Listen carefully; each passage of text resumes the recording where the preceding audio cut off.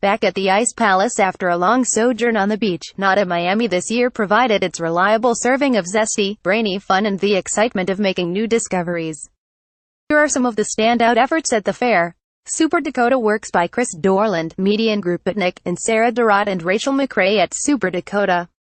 The award for the most technically advanced booth would definitely go to the Brussels gallery Super Dakota, where video monitors show masked female avatars reading messages by the bots that populated Ashley Madison, the dating site for cheating spouses that was at 2 years ago.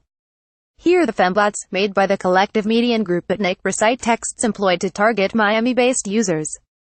Example, I'm Y, discreet. Does this intriguing? On the back wall of the booth are 3 UV-printed panels on which artist Chris Dorland has preserved the jagged, pixelated results of scanning malfunctions to striking pictorial effect. Reyes Projects Marie Herwald Hermann sculpture at Reyes Projects. For its freshman Not a Miami booth, the 6-month-old gallery Suburban Detroit Gallery Reyes Projects brought a focused solo show of ceramics by the talented Danish artist Marie Herwald Hermann. It's a quiet presentation, but complex, displayed on white porcelain shelves. Each piece consists of a finely crafted, smooth ceramic vessel accompanied by a lumpen piece of fired ceramic that obviously displays the squishy manipulation of the artist's hand. The works are set against the backdrop of William Morris's Blackthorn wallpaper, a pattern built from arrangements of common English weeds that, depending on how you look at it, may or may not suggest skulls. The wallpaper, which Hermann's grandmother had in her home, was a pivotal influence in the artist's aesthetic education, introducing her to Morris's idea about objects and the joy of labor and a utopian vision of life that she says informs her craft-inspired art priced from $3,000 to $9,500 at the fair to this day. Situations Fearman Becca Albee at Situations Fearman. Becca Albee was once known for playing in the Riot GRRL band Excuse 17 with Carrie Brownstein, but today she's better recognized for her feminist photography practice which looks at everyday womanly trappings like perfume.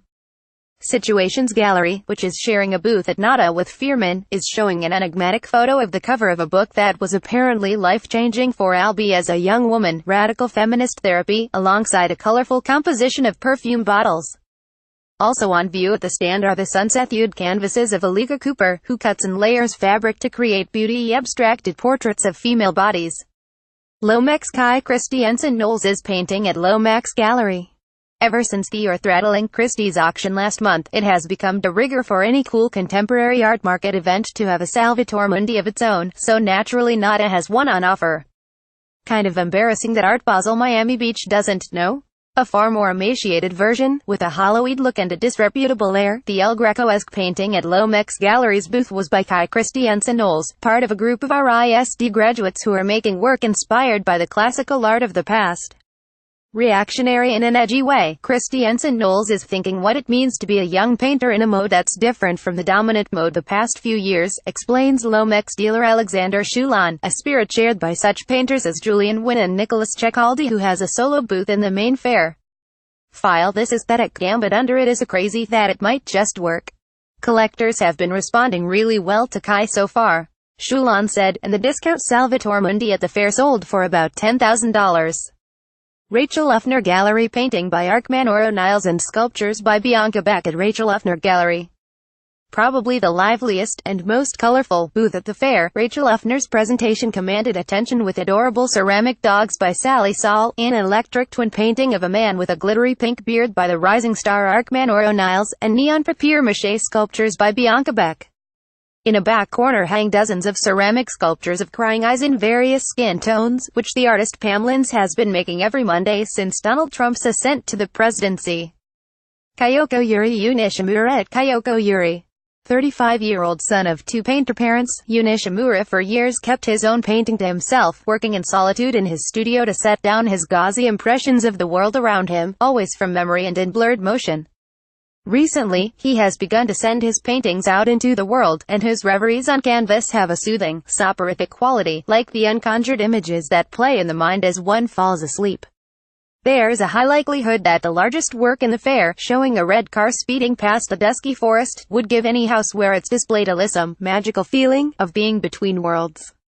Invisible Exports Duncan Hannah paintings at Invisible Exports. There were a number of works that looked out of their time at this fair, including Duncan Hannah's narrative, Edward Hopper-esque paintings at Invisible Exports.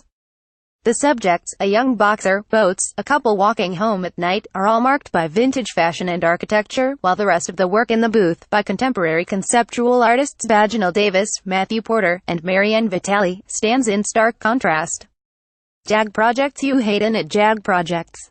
The centerpiece of JAG Projects' booth at NADA is a dashboard of a Lexus with, instead of a highly polished wood veneer, a surface of raw wood bristling with so many branches that it would make driving the car slightly problematic.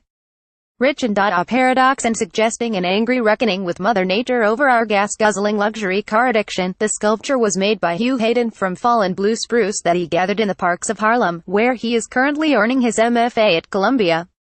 At the fair, the piece cost $8,500, and it joins a series of other recent wood pieces, like an unsittable Adirondack chair he installed in Hudson, New York, from Hayden, a multidisciplinary artist who is also known for throwing performative dinner parties that challenge guests with enforced eating restrictions that range from whimsical only spherical foods may be consumed to corporal the diners are handcuffed to each other.